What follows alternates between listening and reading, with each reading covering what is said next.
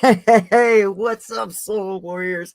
Welcome to this beautiful Saturday night soul session here on Recovery Soul Food.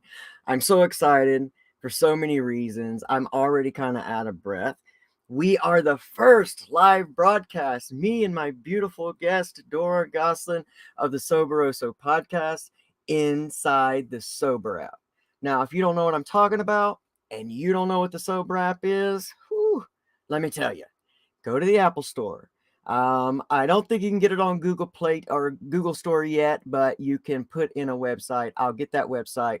I'll put it on the screen or I'll put it in the description. But for now, go to the Apple Store. Make sure that you get the Sober app. I'm telling you, we are the Sober baby. This thing will change your entire recovery life. It doesn't matter what you're into. It doesn't matter what you want to learn. It doesn't matter what you need. This app has it. Man, I'm so honored and grateful to be a part of this thing. Don't mess with me. Don't get me all upset right here. I almost cry every single time I talk about it. Talk about Danny and Curtis, all the amazing collaborators that are involved. Martin John Garcia, my brother, my soul brother, is in there. Sober Experiments, Be Sober, Alex and Lisa. Recovering with Mandy, Crystal Living Soda, Sober. I mean, MJ's Progress, Not Perfection. I mean, come on. Mike Fiore. I mean, you got everything you need. Head to the Apple Store, get your Sober app, and get started today. I'm so grateful. All right. After that, I'm going to leave. All my stuff is in the description. I ain't even going to talk about me tonight. I am going to talk about my guest. Miss Dora Gosselin is one hot ticket, y'all. This lady is on fire, sharing her passion for recovery. I mean, just an awesome, amazing, beautiful force that is alive in this world. I'm just so grateful that she's here with me tonight. I got the opportunity to be on her show, and it's just I'm so amazing. I mean, I am amazing, but it's so amazing that I get to connect with so many amazing people, and I'm just so blessed to be able to do this Recovery Soul Food podcast. This season has been divinely designed, y'all. Before the season started, I asked for divine guidance on every single guest. I did not make a show list before the season started. I've just been divinely guided this entire time. And the guests have become each one part of my soul tribe. Y'all, I'm telling you, it's been amazing. This recovery movement is going places, y'all. It's going places. Hey, like Kim Bella says, sober is the new cool, baby. So, without further ado, let's get into this amazing Saturday night soul session here on Recovery Soul Food with me, LC, your transgender mentor, and my beautiful guest, Miss Dora Gosselin from the Soberoso podcast. If you're ready, I'm ready. Let's go.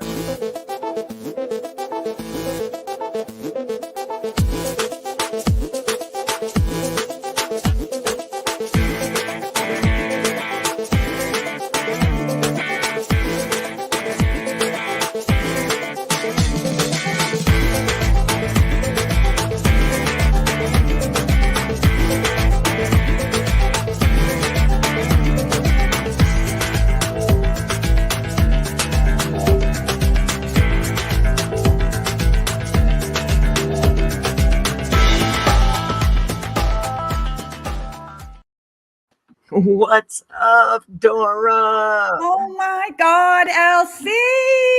Oh my gosh. What an intro. I'm just vibing here. Like, let me on, let me on, let me on. I'm ready, man. I'm so ready. This is absolutely awesome. I'm so grateful you're here. I Oh had my such a God, it's fun my time with pleasure. I love you. you so much.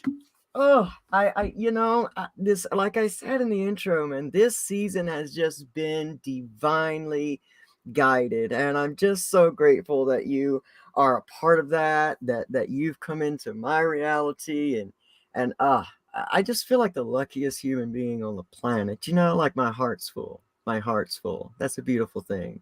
I love it. Absolutely love it. And I love the divinely guided, Oh, I feel the same, when a guest cancels last minute, I feel like, no pressure. Like Yeah, it's in God's timing. It's supposed to be when it's supposed absolutely. to be. And, you can't force, like you said on our episode, you can't force a round peg into a square hole. And You just I can't. believe everything is divinely timed. So I'm Absolutely. stoked to be here, Elsie. I'm stoked about the Sober app. I'm Oh, stoked about all these people that are here right now. I like literally have goosebumps. It's I Saturday night. know. We're sober. We're here. Let's do it. Yes. Yes, and we'll remember every bit of it tomorrow. Isn't that the greatest That's thing? right. No walk of shame tomorrow. Not I was after just this gonna one. I was just gonna say nobody's getting naked unannounced. I mean, it is absolutely fun. It's so fun. We got beautiful folks in the house. My good friend and co-host Pamela Topchian from the Transgender Mentors. She's a beautiful soul in here with us. Sarah Jane's here. Sarah is in New Zealand, and she's here with us. And if anybody else is here with us tonight and I didn't call you out or I don't see you, StreamYard only shows us so many. So remember, give StreamYard your permission if you want your comments to be seen. All right, Dora, tell me tell me first. I guess we got to know who you are to know how we got to the Soberoso podcast. So tell me your story. Well, we only got an hour here, so that's unraveling the story. It seems first of all, my name's Dora. I'm a recovering alcoholic, addict, codependent, no more. And if you are a newcomer or somebody early in sobriety or sober curious, you are in a good spot. Welcome. Welcome. Yes. We all started this journey with one step. So I started my journey in recovery after 30 years, a lifetime career of drinking and drugging. Wow. And I've been sober since December 2nd, 2018. Woo! Nice. By the grace of God, because Love it. 30 years of drinking and drugging, like that is seriously a lifetime. That's what convicted felons get convicted for. A lifetime is 30 years. Yeah. And I was off to the races. I had my first drink at 12 years old. I came from a very loving Christian background, but it was very strict. And I did not want to fit into that mold.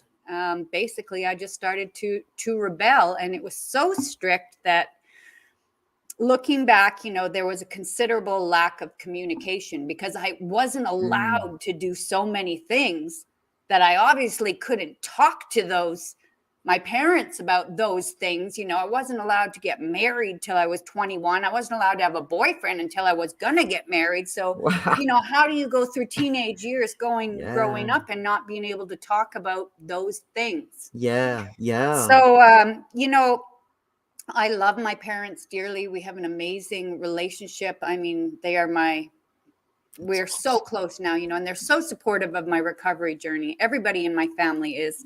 But great. I was the only one. My grandmother was an alcoholic and she died an alcoholic. And that was my dad's mom. But in my immediate family, I didn't grow up around drinking or drugging or, I felt like I was the black sheep. And I started drinking and drugging. We lived in a small town in northern BC. It was so small, it was actually considered a village because it wasn't big enough to be a town.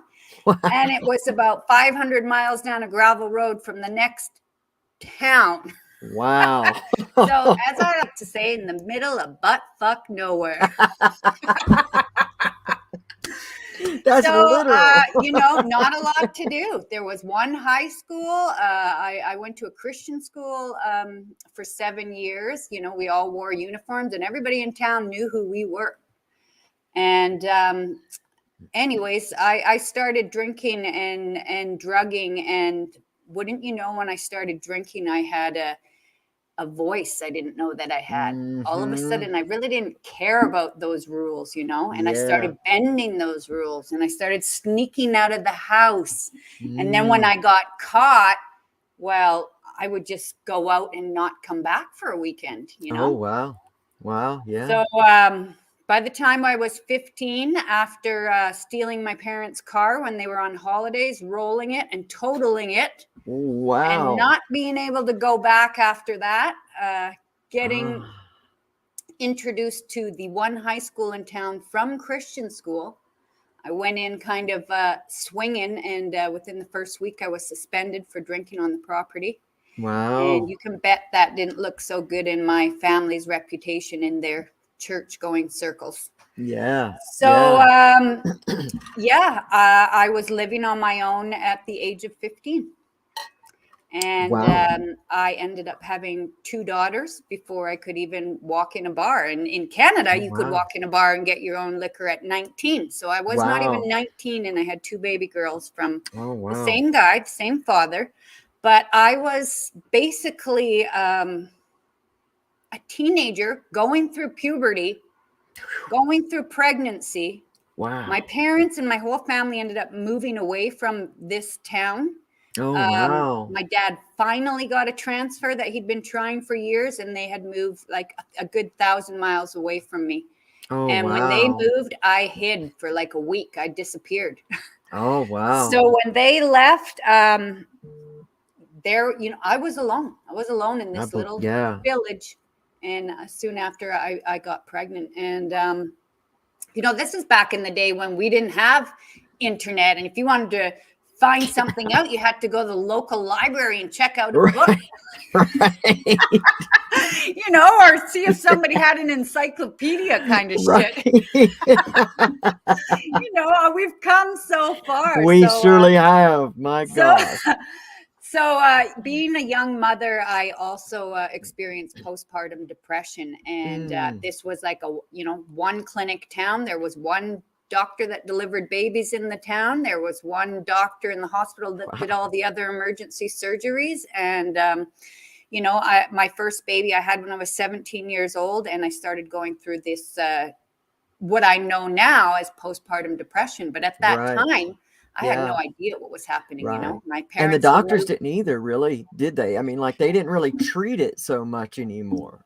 I mean, then, did they? That's right. And I just kept it all inside. I'm thinking, first of all, I'm thinking to myself, the feelings of this new motherhood, holding a baby, thinking that the world would be better off without me, that everybody would be better off without me. I'm such a horrible person. I can't stop crying. Every time I go to the bathroom, I'm crying, and I'm trying to get myself together in the mirror before I go out into a restaurant, and I still can't stop crying. Like, I'm a wreck, I'm not sleeping right. I'm not, and I'm super depressed, and I don't know that there's a name for this, right?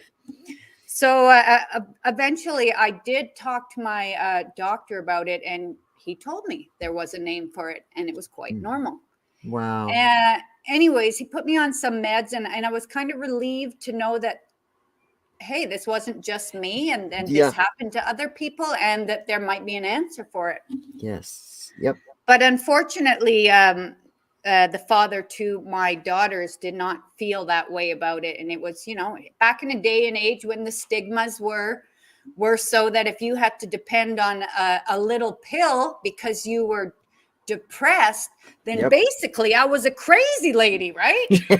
Yep. That's what they thought. Isn't going to be a crazy lady. Like, no way that's happening in a small town. Wow. That's how far we've come with mental health, Dora. Right. I know we've come because I remember those days. Like, today we are in a beautiful spot where it's courageous to ask for help. It's courageous to say I have a problem. And if you're in that spot, my friends, and you say, I need help, you know what? You are going to be met with so much love, so much compassion, and you will be just floored to see how many people are willing to help you get through it and have actually been in your position.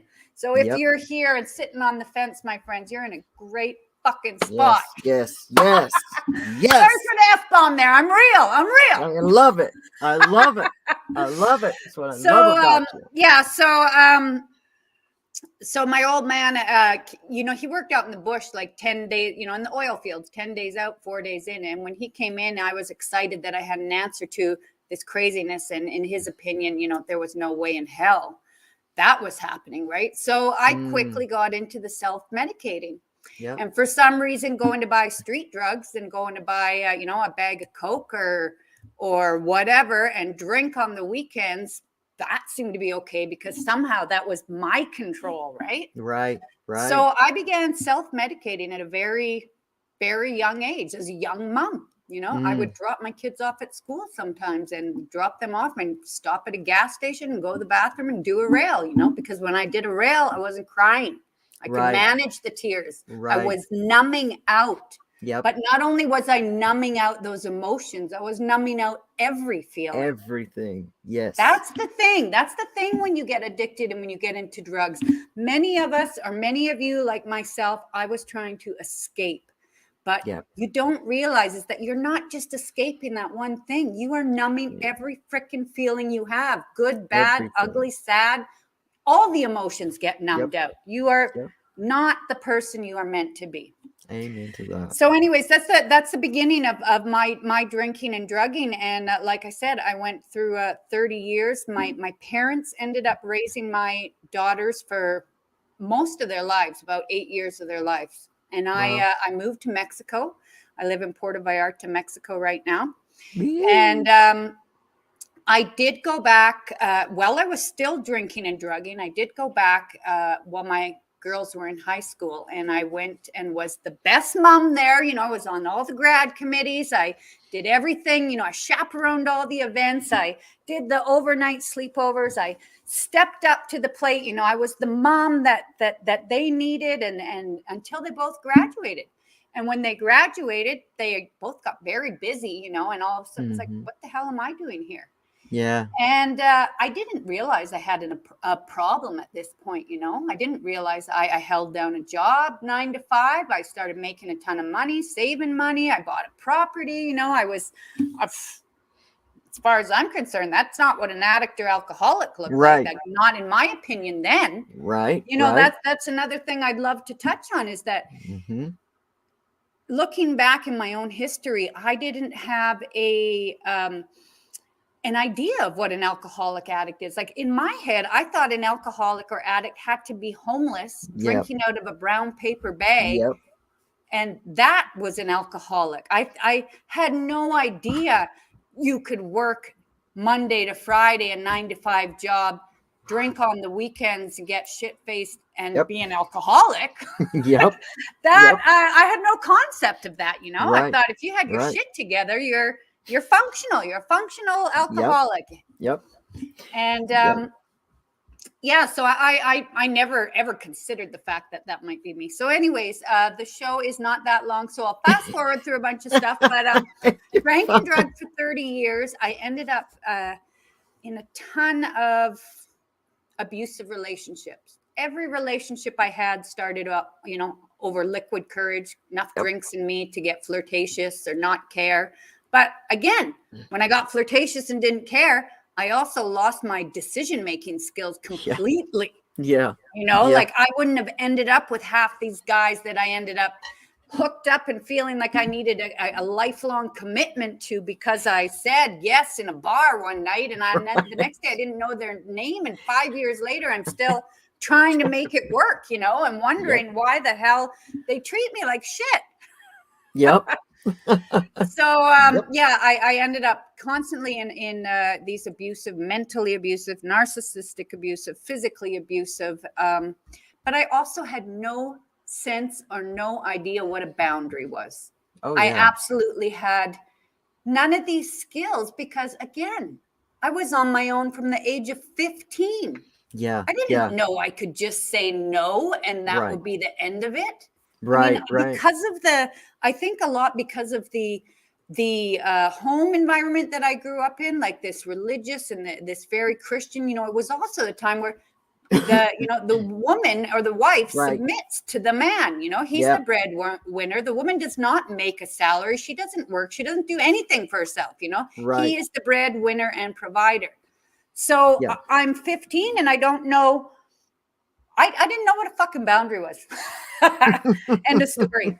So I drank and drugged for 30 years. I ended up repeatedly in these abusive relationships. And I just, I began to really think that was my karma too. It was my karma for I did leaving too. home at the age of 15. It was my karma for not being a mom to my daughters. It was this was my payback in life. Why should I deserve anything better for all Yep. this shit that I did as a teenager, That's the and that was mindset. really where my headspace was. I thought, who am I to think that I would have a good relationship or whatever, and so the catalyst to me starting my recovery journey, I had been in a 3-year relationship with a guy that I now know is a psychopath. And again, I was attached to somebody that I now know is actually incapable of emotion at all. Mm-hmm. Mm-hmm. And I was, again, I was the pretending to have that normal picture, and I was that person that kind of made his life look normal so he could do whatever the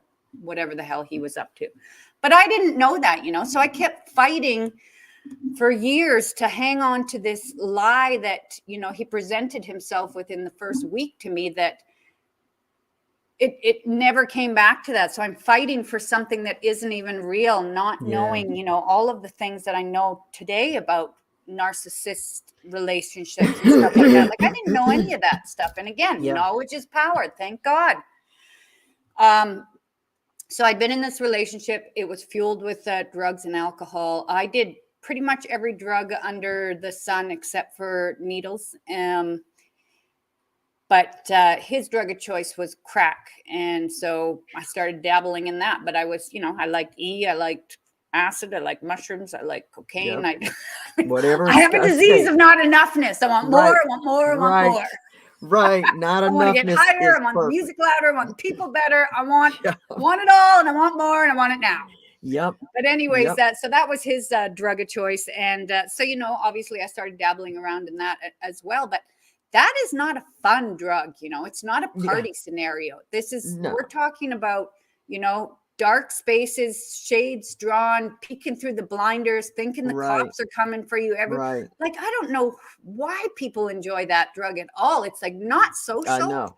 You don't have any friends. You're like high in your own head, going through hell, thinking that everybody's coming for you. And it's like, how is that fun? I don't get it. I love that you said you're high in your head thinking that everyone's coming for you, because that's a great perception of that type of high, because you're right. It's very solitary. It's not a group thing. I mean, even if it starts as a group, it don't stay as a group. And it does. You go very far within yourself, and you're just, that was a great way to describe that. I've never heard it described that way, and I like that. Well, that's the way I perceived it, because when I was witnessing that, like with this fella that I was with, I wasn't going out to bars, and I loved the social aspect. I loved being the social butterfly. I loved dancing. I loved laughing. I loved being silly. I liked making other people laugh. And when I, was hanging out with this guy for 3 years, I didn't see any of my friends anymore. I lost my family contacts. I lost my friend contacts. I lost it. It was hell inside our heads. Anyways, so the catalyst to me leaving is that, we fought a lot. He would get aggressive and abusive as we drank and drugged. And anyways, the catalyst was one night I was going to leave him again, because I tried to leave him many times. I did leave him, but many times I'd go back because my phone was broken. My laptop was broken. Something needed to be replaced. And that was why I'd go back, because he'd say he'd replace it. And then I'd get stuck in this other cycle of insanity with him again, and the same shit happening. So, so the catalyst was one night we got in a big fight again. I think we'd been up for about 2 days. And he said, I was begging him to change our relationship. Like, I know he was capable of love. Like, why can't we go back to how it was? Like, if our life could be so amazing, maybe we should stop drinking. Maybe we should stop drugging. And he was having no part of it. Our relationship was not on his list of priorities. So I ended up walking out saying, I'm leaving. I'm never coming back. He said, yeah, right. You'll be back. And I was like, I am not coming back again. And I got it to a hotel with my dog in a little carry-on suitcase at about 2:30 in the morning. I walked into that room. Like I said, I'd been up for about 2.5 days, and I fell on my knees against the bed, and I cried out to God I hadn't talked to in a very long time. I always get so emotional at this part, but I cried out and said, God, help me get away from this relationship that's going to kill me. I knew this man was going to kill me, or this drugs and this alcohol was going to kill me. I was going to die if I stayed here. And I kept going back. And I said, God, help me stay away from this man. I took a sleeping pill and I went to bed for 4 hours. I got up in the morning. I blocked him from all my contacts. I decided I needed to be at a place closer to town. And I grabbed a beer, got a taxi, got my dog. And it was about a 20-minute ride. And I'm riding, I'm looking at the ocean, I'm looking at the palm trees. I'm 44 years old, starting life over again. We had bought the house of my dreams, a beach house together that I was decorating. Like, this was the other thing, was like hanging on for that materialistic prize. Yep. Anyway, so we're Alex. So I'm driving down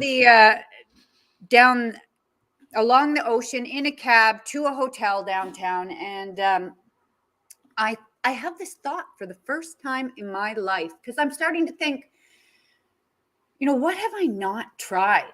Like, it seems like I'm always in these relationships. It seems like they're always abusive. It seems like, why me? What am I doing wrong? What have I not tried? And for the first time in my life, I had this thought, maybe if I stop drinking and drugging, I'll have the strength I need to stay away from this relationship. That's something I haven't tried. And that was a God shot, because that was not my nature to think like that. I mean, I'm, like I said, I got the clothes on my back, my dog, I'm starting from scratch. I'm walking away from the mansion. I'm walking away from everything. This is the time Dora parties. I mean, this is the time I go on a bender for a week, right? With like everything, not the time I stop. Right. And in this moment, that was the last drink I ever had, was in that taxi ride. Wow. I checked into a hotel room, and I called a couple people. I had never been to a rehab center, but I knew a couple women that at one time had been to 12-step recovery programs. And so I called each of these women and said, I left this guy again, and I think I'm going to try to get sober. Do you think if I went to one of these 12-step meetings, like, would it help me? Like, I had no clue what a AA or NA or any of the A meetings were. I had no clue. And both these women stepped right up to the plate. They ended up finding me schedules for meetings. And I went to my very first meeting, which was a woman's meeting. So I had 2 days of sobriety and walked into my first meeting that was all women. And I was an emotional wreck. Now I don't have my devices. I'm living in a hotel room. I'm starting from scratch, and I'm not drinking and drugging, which has been my solution for my entire life. Coping skill the whole time. Yep. So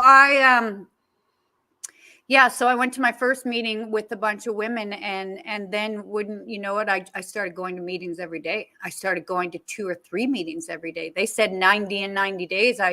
I did 3 a day for the first year and a half till the pandemic hit. Wow. And I took notes, and I was such a freaking mess when I started, man. Like, I couldn't make eye contact with anybody in the room. I was a sobbing mess. I was crying. I didn't trust anybody. I was going through a lot of threats with my ex, because I got sober and he went into his addiction 10 times worse. So I had people following me, taking pictures of me. I had to go underground for a couple of weeks. And so there was a point where I'm in recovery, and now I don't trust the newcomer in the room. Like, I'm scared to talk. I don't know if they're following me, because I'm not high, I'm not drunk, but my life's being threatened, And I think in the first 6 months to a year, a lot of me staying sober was out of fear, because I knew that for sure would put all my defenses down. That's when I made the worst decisions, and that's when, I blacked out. I don't remember anything, is when I pick up a drink. So a lot of that first year of recovery was running on fear and the people in the 12-step programs that. Anyways, when I got in there, I had no idea I was an alcoholic or an addict. I got in there and I thought, maybe I'll do this for a month. I'll get my life back together, and they'll teach me how to drink and drug like properly. Like something I haven't properly. tried. Yeah, like properly. But how insane is it looking back now to think that I thought I could get my life back in a month after 30 years of drinking and drugging. And what life back? I didn't have a life. What? I mean, what? It's ridiculous.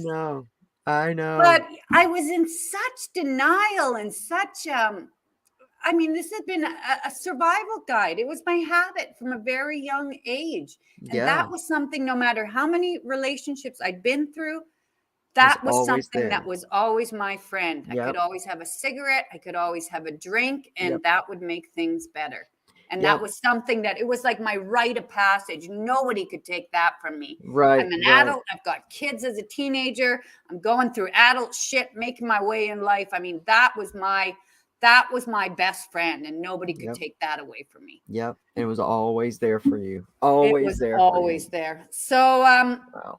I ended up going to these meetings, and I've got 3 years of sobriety now. And oh my God, it took me about I'm going to say 2 weeks of going to those meetings before I finally realized, wow, I am an alcoholic. I'm not going to get a life back. I'm an alcoholic, and I'm an addict, and I have been for such a long time.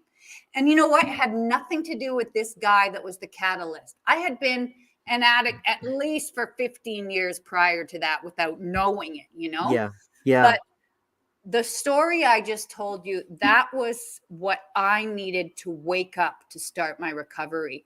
And if that hadn't happened to me, I would just keep doing what I always did. Yeah. I would just be in another abusive relationship with somebody else's face on it, or I might be dead. Yeah.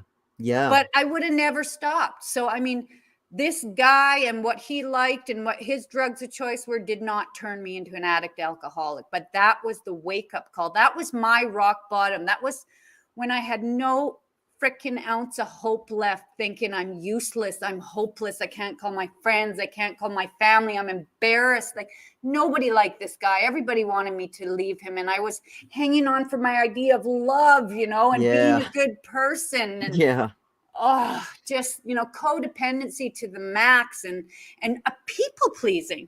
Oh my gosh, if I do more, he's gonna have to love me. He's gonna see that he can't live without me, and then he'll treat me right. Never happens. Never happens. No. So, in the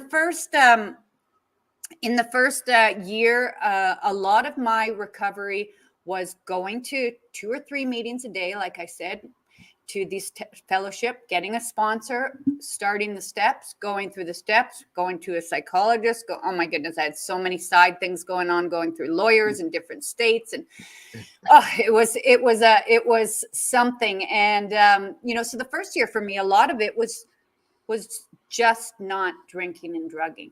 Yeah, and that's what I went in there for. Yeah. But as you know, Elsie, it's not all about the drinking and drugging. No, that's just a small part. The drinking and drugging is but a symptom. Yep. And we begin our journey in recovery because we drink too much, because we drug too much, because we can't control it, because we're blacking out, because we don't remember, because we're embarrassing our family, because we're getting abusive, angry, obsessive, whatever. Mm-hmm. You know what I'm talking about. Oh, too well. But once we get in there and we get rid of that substance and that alcohol, like for me, I was shocked in the first month at how much alcohol and drugs affected so many aspects of my life. Like, oh my gosh, it's almost embarrassing, I was like, I remember telling somebody even like after a meeting, I was like, I can't believe how many things are better in my life just from not drinking and drugging. It's amazing. It touched everything. It's amazing. And It yet you have, absolutely touched everything. And I had no yeah. idea because I didn't know I had a problem. Right, right. And you have this fear. You have this fear when you're in active addiction. Like you cannot imagine a life. You can't imagine fun. You can't imagine anything outside of that addiction. And you're almost afraid. You're like, what am I going to do? Like, who will I be if I am not drunk LC at the party making everybody laugh? And who will I be if, if I'm not the black sheep? It's like we fall into these labels or these niches, if you will, in our families or in our, people and our tribes, and we fall in these little niches and we can't imagine, living outside of that box. But you're right, it's amazing. It is amazing. And It's like, crazy. it's kind of funny looking back now, because I remember saying that in a meeting, like, I can't believe how much my life is better just from not drinking and drugging for a week. It was shocking. So if you're on day one and you're listening to this, my friend, you will be amazed if you just Yes, put a you little will. heart and a little effort into what your life will look like in a week. And I implore you to check it out. If you're sober curious, Absolutely. try and go without a week and watch how your behavior changes, your sleeping habits change, your Yep. eating changes, your moods, how you get along with the people around you. Yep. Oh, I tell you, it's a good thing. It is. So that Beautiful. first year, I just avoided the substance, and I went to meetings and I learned how to, do the steps and get a sponsor and do all the things that were suggested of me. But a lot of it was just, getting that drink and drug out of my system. And my bed became my new favorite spot in the world. And I would tell my sponsor, I'd be like sometimes I just go to a meeting, go home, get in my bed, go to a meeting, go home, get in my bed, because my bed, no matter what was happening or what I was dealing with, if I was there, I wasn't going to go into a bar. I wasn't going to, fight these feelings. Because like I said, I had a lot of shit going on with the ex that was chaos, that a drink would fix really nicely. Right, right. So if I was in my bed, I was safe. I had no alcohol in the house. And if I could just, not drink for today, or just not drink for another 2 hours until the next meeting, because when I was in a meeting, I wasn't thinking about drinking, I'd be okay. And I remember telling my sponsor at one time, like, am I ever going to get any energy? I'm like 8 months sober now. And like, I feel like all I'm doing is laying in bed and, in my bed and going to a meeting. And she said, you know what, Dora? She said, for the last 30 years, you've just been passing out. You haven't slept in 30 years. Absolutely. And there's a big difference between passing out and sleeping. Yep. Well, holy shit. That was a ton of truth right there. Yeah. Like, oh my God. And that's exactly what I'd been doing. I was so filled with anxiety in my later years of drinking and drugging that, I would stay awake for 5 days at a time. 5 days without sleep, without eating properly, without sleeping properly, without showering, hydrating. 5 freaking days. And then I'd sleep for about 4 hours and I would wake up so riddled with anxiety that the first thing I needed was to get another drink and get high again to start that cycle of insanity, to make me feel better, to take the edge off. And she was right. All I was doing was passing out. And there is a big difference between passing out and sleeping. Yes.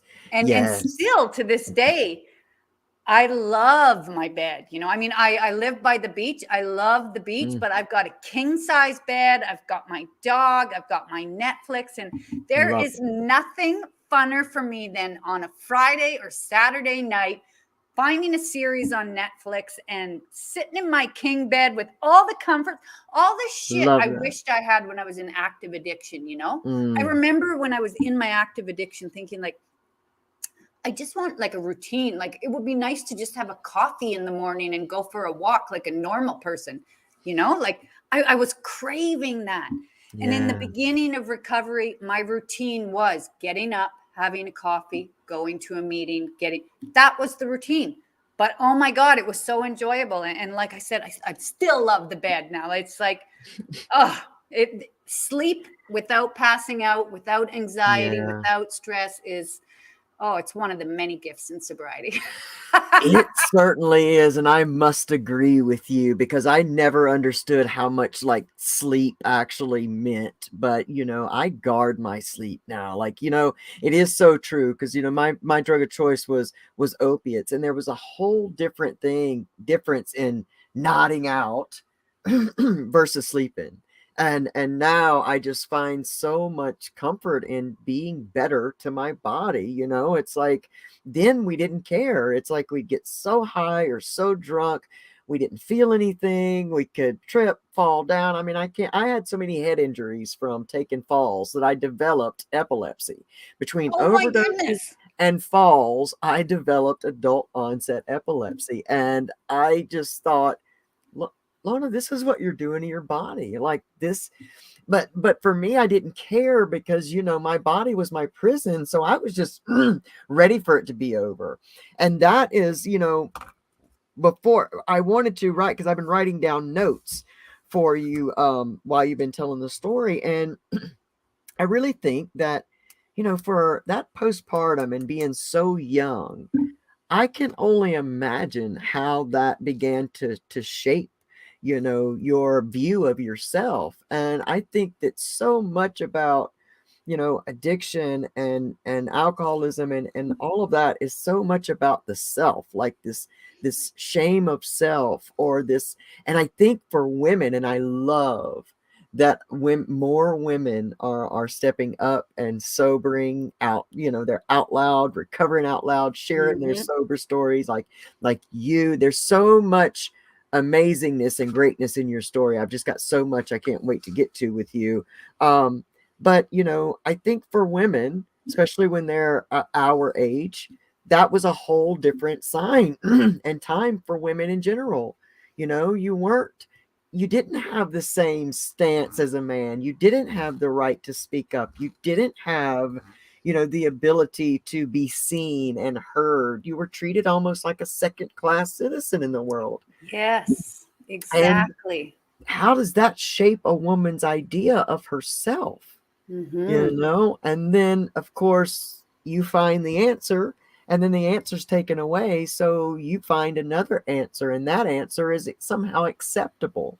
The Mm-hmm. change in the time story is outrageous you know It is crazy because Elsie, if you think today, if you say any symptom, you just pop on your iPhone or whatever and say, I got itchy feet. What could that mean?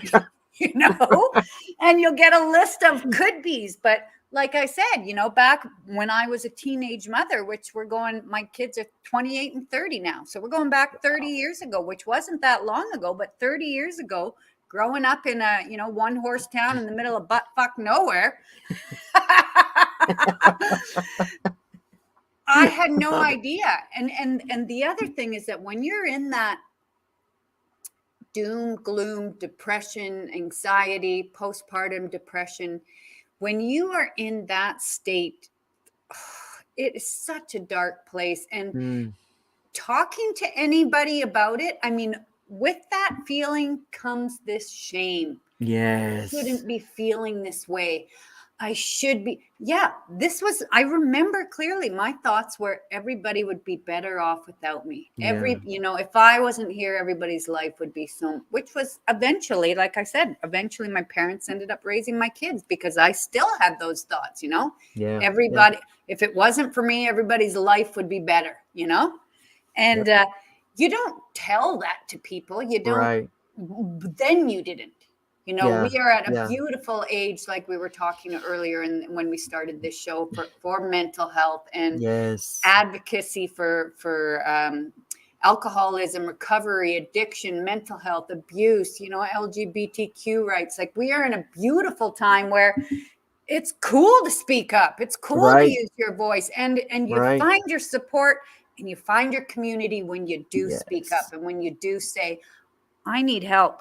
Hey Yes. guys, I'm struggling. I'm struggling with this Yes. and I need help. And you know what? If you Yes. say that to somebody that you love and you're in that spot, your whole world is going to open up. It takes a lot to Absolutely. say that. But when you do, oh my God, I had no idea how beautiful recovery would be. Oh my gosh. You know, when You I and me started this both. journey, I thought my life was going to be boring. I thought Yep. I was going to like start crocheting or knitting scarves or something, you know, and putting on a ton of weight. Like I had no idea what life would Yeah. be like without a fucking drink in my hand, Yeah. because that was my identity. I Yep. always had a drink in my hand.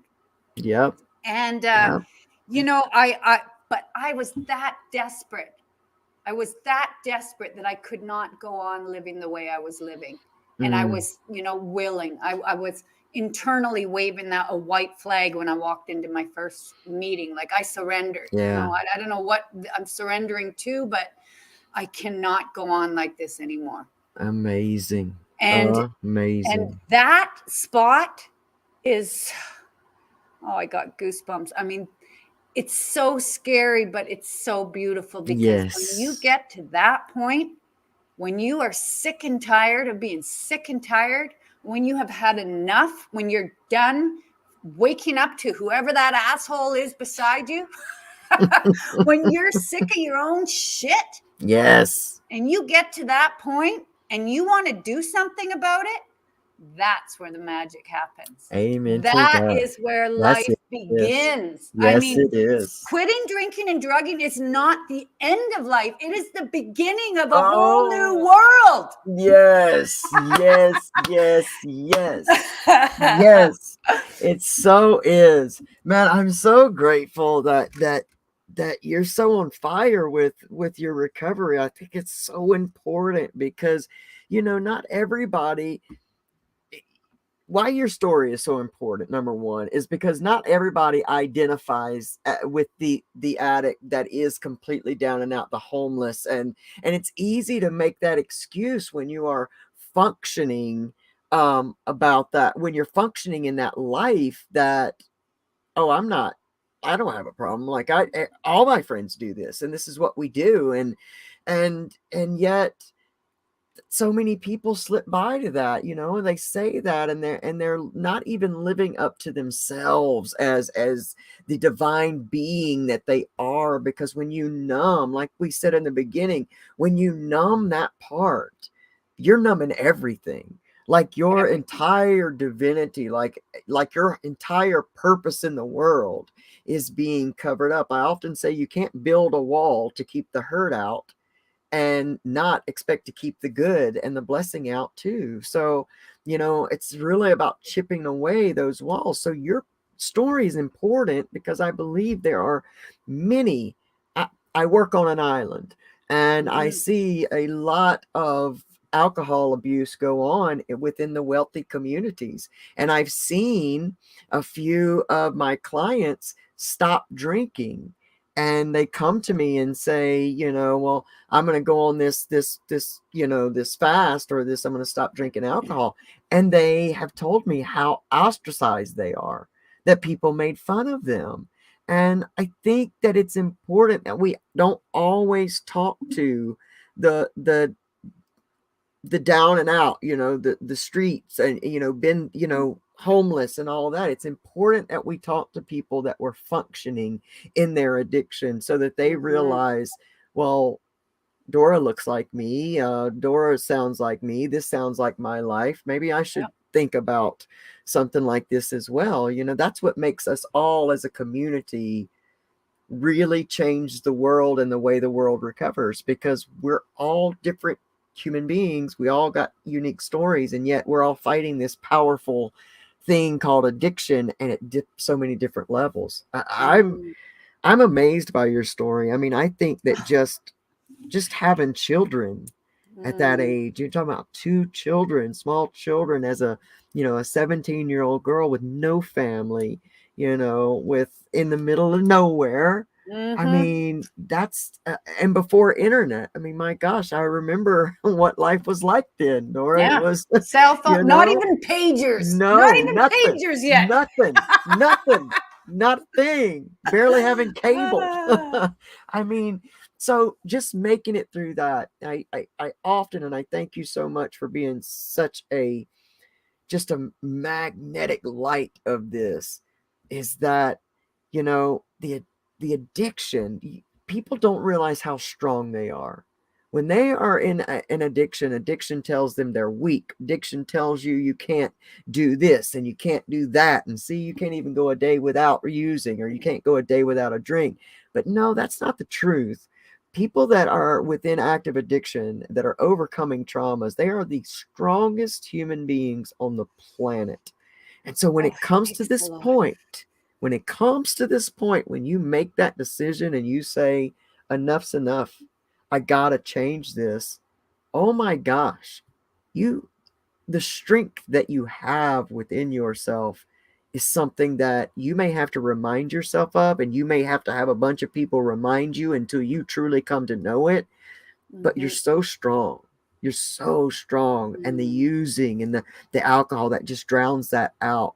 But you're so strong. And your mindset, oh, I love it. I love having you here. You've talked Oh, about so much already. oh, About I just, you brought something up, Elsie, that I want to mention to anybody do that it. might be with us here today. And Do thank you it. for all your comments on the side, by Yeah, the I way. I can't was wait till I telling read Lona them. that I cannot chew bubble gum and walk at the same time. So I see you, but I can't comment. But I love each and every one of I you know. that's here and writing These these are comments. beautiful But people. I just wanted to say, I think it's important to say, especially to any newcomers, that healing looks different at different Mm, stages, and it looks different to all of us. yeah. And you've been commenting, Elsie, and complimenting on me being on fire for recovery. I mean, I'm on fire right now because I'm talking to you, and I have this bond after having you on the show, and Mm, you're on this platform, and I'm here, and we are talking about recovery, and that fires me up. But I'm not yeah. always like this, and I think that's important to say. I have down days. I Yeah. still do in recovery have days, and and I'm having to learn how to pay attention to that. It's okay. Some days I turn off everything and I stay in bed all day, Mm, and I need that because I yeah. can't be on fire like this whole conversation we've been having 24/7. That's Right. unrealistic. Right. So I just want to hone in on that and make sure that recovery looks different at all different days, Yeah. every minute, every day, every year you're clean and sober. We're all at Yes. different stages, and that's the beauty of it as well, Yes, it because is. we're at different stages. So if I'm down, Elsie, you can help me out. And Yep. if you're having a bad day, I can help you out. And the important thing is Love that it. we don't all come in here sober on day one together, or we'd never stay sober a Oh day, my gosh. That's the best. That's the best thing ever to say, because man, we would be in trouble if we all wound Yeah, up so at day. we all need each Yeah, other to feed we off of. do. We need each other We to pull do. each other up and to tell you, it's going to get better. But it is okay to pay attention. And you know what? No matter what, we don't drink and we don't drug. So you know what? If That's you're it. laying in bed for a day and having some ice cream, so what? You're not That's fucking right. drinking and drugging. Like, you're That's right. winning. That's right. You are winning. You are winning because you're doing what you need. And the fact that you pay attention to your body today is huge.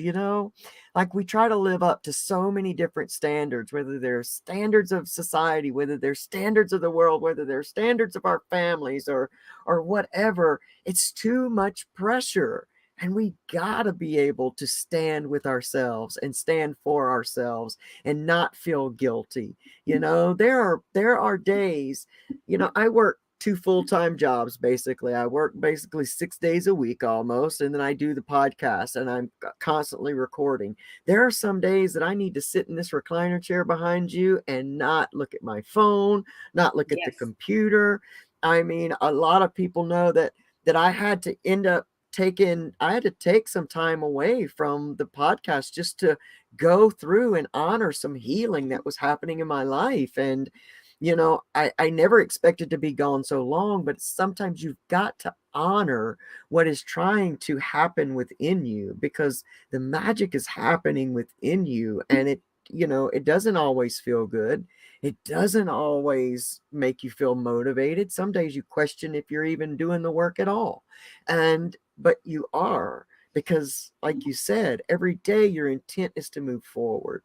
And that's really the most. And I got a great friend. Pamela is my great friend, and she always reminds me that self-care is important, and that, It's so important. If it's you're not gotta caring be. for yourself, you're going to pick up a drink. If Absolutely. you're halt, hungry, angry, lonely, tired, and you're not checking yourself, guess who's going to drink or drug? Because that's your weaknesses. That's your triggers. So sleep Yes, when you're freaking tired. Eat when you're that's freaking right. hungry. Call That's right. somebody else in the program when you're lonely. Yep.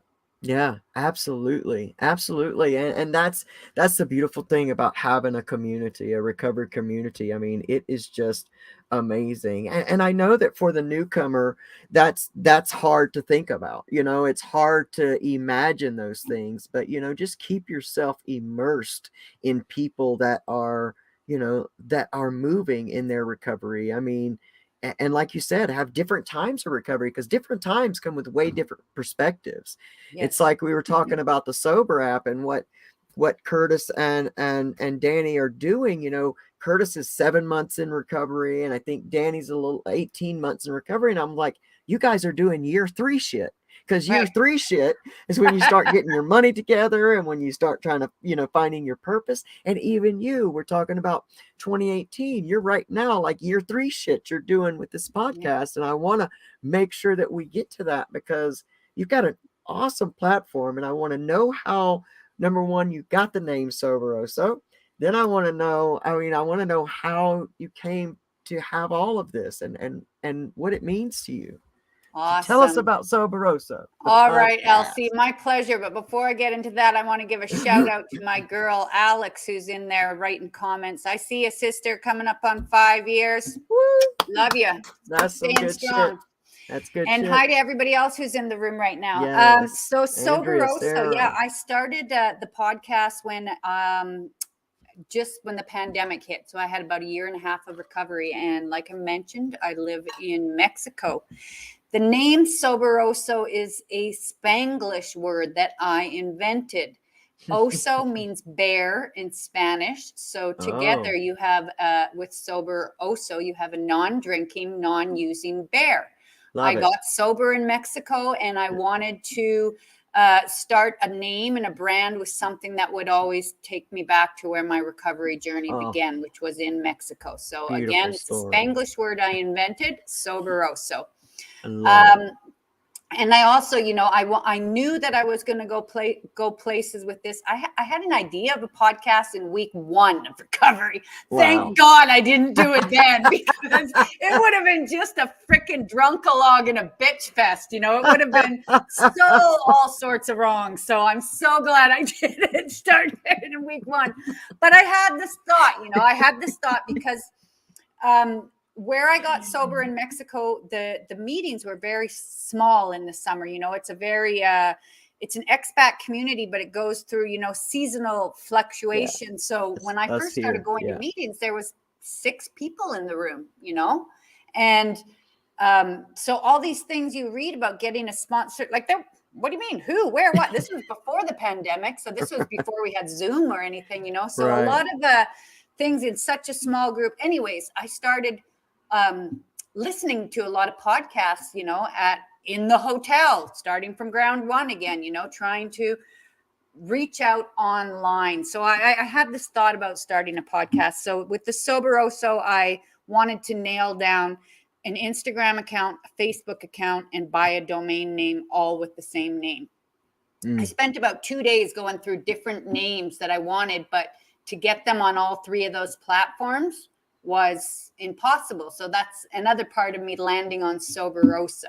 I Love wanted that. Sober Panda, so it was taken. Whoever has that, I'm jelly, because I didn't eat. You know what? I never ate sweets, but in recovery, they say to start eating sugar. Because that's Oh, kind of a replacement for alcohol. So right away, for the first year, I started eating these little gummy bears. And in Spanish, they're called panditas. They're gummy bears everywhere else, but here they were panditas. So I wanted to be the sober panda, but I couldn't get that name. So anyways, I'm Soberoso. I love it. So, I first started designing T-shirts because I had been on this like kind of global trip before I started my recovery. And one of the last places I visited was Amsterdam. So I had this brand new spanky shirt that was from the red light district. And showing up to the meeting, I was like, wait a minute, I can't wear this. There might be people in other, I can't wear it. I started realizing that everything around me, like everything in my home, had these subliminal messages that I put there, like it's 12 o'clock somewhere, it's wine o'clock sometime, it's thank God it's Friday, it's the, my favorite shirt or promoting beer or whiskey, or, now I'm wearing a red light district. It was like everything around me that I loved, all of a sudden it was undeniable about these subliminal messages of drinking, of drugging, of the party life that I loved. So Awakening. I had thought a couple of years before about doing t-shirts, in my active addiction and alcoholism. And I didn't. So I decided I needed new t-shirts. So I started creating t-shirts, was the first thing I did for Soberoso, and started doing a bunch of different recovery related t-shirts that were inspiring or a little bit funny, but, hoping that somebody wears them, and you never know who you're inspiring. So you can find out or look and shop for all these t-shirts at Soberoso.com at our Sober Style shop. And that's how I started. And so I got the t-shirts, the podcast. The podcast came in at the beginning of the pandemic. And when I started this podcast, I really thought I was going to be, giving a platform for other people to share their stories. And I thought I would be more like, kind of like the host or the MC, but it was more like, tell me your story for an hour or whatever. Yeah. But that's not the way it is at all. Like, what happened was we hit a pandemic. I'm a single woman. I'm in lockdown. I'm in isolation. And I started up a podcast. And now all of a sudden I'm talking to people around the world. And not only are they sharing their stories, but every single show I'm sharing a piece of me. And wouldn't you know how one alcoholic and one addict helping another, that's how we continue to grow. And for me, that podcast saved my fucking ass. Like, I started owning my story more and more. I'm in isolation. I'm at home, but every moment I'm working in the podcasting, I'm just dove in. I'm just swarmed in recovery, right? Because if I'm not actually in the interview, I'm doing 10 hours of editing and listening to the message. But so it evolved to so much more than me saying, hey, this is my podcast, why don't you tell me about your story, to also me sharing more and more bits of me. And by doing that, every time I share, every time I open up a little bit, that shame just melts off a little more. Sharing is caring. And I quickly realized in my recovery journey, even though I was shaking and like so nervous and holding on the cushion in my seat, I realized that if I shared, it felt better, somehow it felt better. And I was amazed that people, like 30 people in a room, could listen to me for 5 minutes without interrupting me or telling me what I should be saying or what I should think. I was like, couldn't believe that they would even listen to me for 5 minutes, So I had been holding back so many things for so long. So that's how the podcast started. It's been going strong. You were my last guest, which I just loved, and my 100th guest, LC. 100 episodes in. That's amazing. And it has been a learning curve. It has been I didn't know how to make a podcast. I didn't know how to edit videos. I taught myself all these things. An addict like me. I know. Learned all these things. And here I am today sitting on your show with you, talking to you, sharing a message of recovery, hopefully inspiring somebody, hopefully letting you know that maybe there's a little piece in my story or an LC story that you can latch onto and say, you know what, if they can do it, maybe I can do it too. And I know you can do it too. Absolutely. You better believe it. And there's not a warrior in this room or one that will watch this show on the replay, whether it's tonight, tomorrow, or 10 years from now, that should ever think that they cannot do this. I promise you. Together, we have spent a lifetime, drinking and drugging. And yet, here we sit, like you said, here we sit talking to amazing human beings about an amazing subject, bringing light to mental health, bringing light to not suffering in silence, to addiction. I mean, what better life is there? Like, there's no better life right now. I never thought we'd be doing this. I'd be doing this. It's Saturday night, ridiculous. baby. Yeah. Sober and no hangover tomorrow. No Yeah. walk of shame. I'm going to get up and look at a blue sky with a freaking smile on my I face love and it. start it like I do every day. Thank God I'm sober. Yes. You know what? Yes. When you start adding up a couple days, a couple weeks, a couple months, like in my case, all of a sudden it's like, I mean, I never want to feel that hopelessness and that helplessness I felt when I started my recovery journey. Yeah. But I also am falling in love with being sober. Like Yes. I don't want to lose that. I don't want to give Yeah. that up. And you got to want to be sober more than you want the drugs Yes. and alcohol in order for this to work. Yes. Yes. Right. For sure. And for me, the more sober I am, like, I mean, that's something, I mean, that's my soberversary is more precious than my birthday. It's Yeah. like, it's every day in sobriety is a gift. So if you're at the Absolutely. beginning of your journey, you're in the right place. I look forward to chatting with you more on the Sober app. Yes. I love that, Lona, you and I are both on this app Oh, together. I can't wait. Shout I out to know. Danny and Curtis. I want to say Yes. hi again to Alex. Hi, Pamela. Hi to everyone that's Yes. in this room. Love you. Stay safe, stay sober, and to Yes. thine own self be true. Amen. Amen. I've been Andrea Litton's here. I've been with her since her journey almost began. She's been a remarkable ray of sunshine, just working. You just love seeing people do the work for themselves because they start to grow into loving themselves. Sarah Jane, our friend in New Zealand, she's been, oh my gosh, I mean, just getting to watch people grow is, you know what I mean? Like, you see it with your podcast and you get to It's touch amazing. so many, and so many people touch you back, and oh my gosh, I mean, it's just absolutely insane. And so I love everybody for showing up here tonight and being so active in the chat. I love that. I can't wait to go back and read all these, messages. I've been so just, I love that I got you here. I love that I call you my amazing friend. I am just in love with this season 4 of Recovery Soul Food. I'm so grateful I took that break. So much love. If I would not have taken that break and gotten the healing that I needed, and really just got even more close to myself and my divinity, I could have never come back and done a season like this. And this is an epic season for the beautiful human beings, because everybody that's come on this show is now in my tribe this season. I asked 100%. before this season happened, I wanted all guests to be divinely inspired, and I wanted to build my tribe.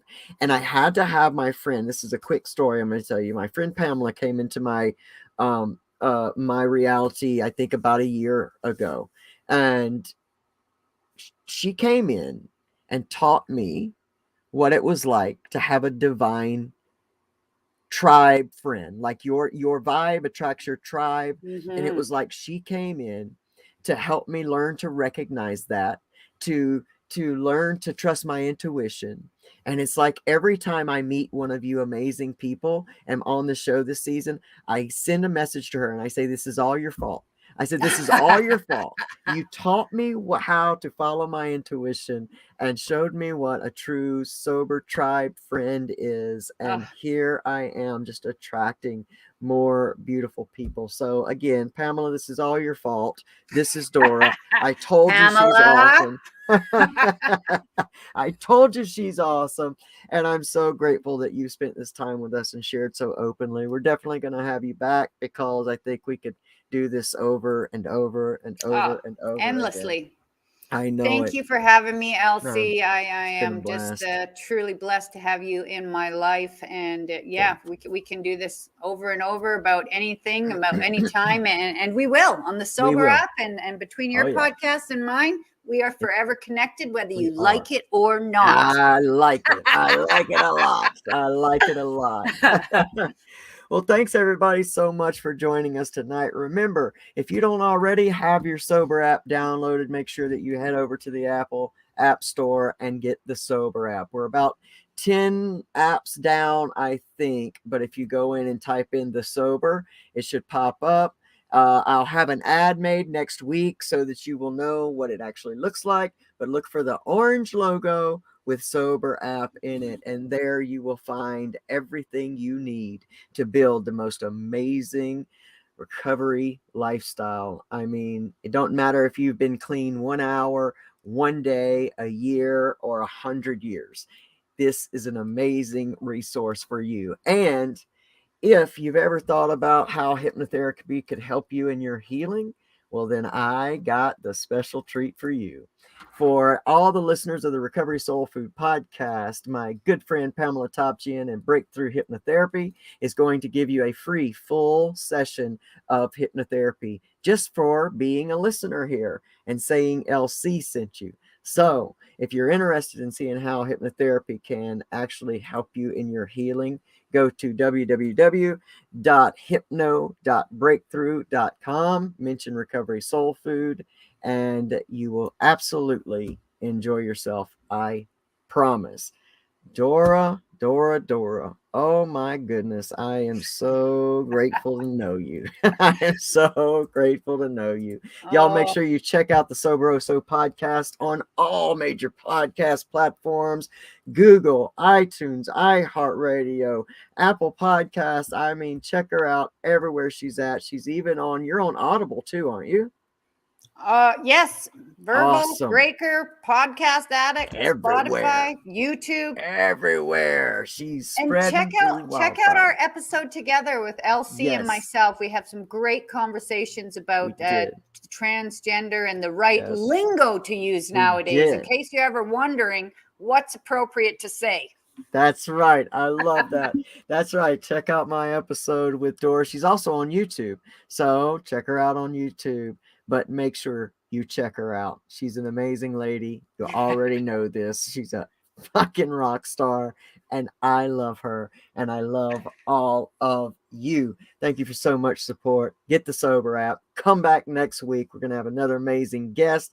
I cannot wait to keep letting this season unfold. All right, everybody, until next time, I'm LC. This is Dora Gosselin of the Soberoso podcast.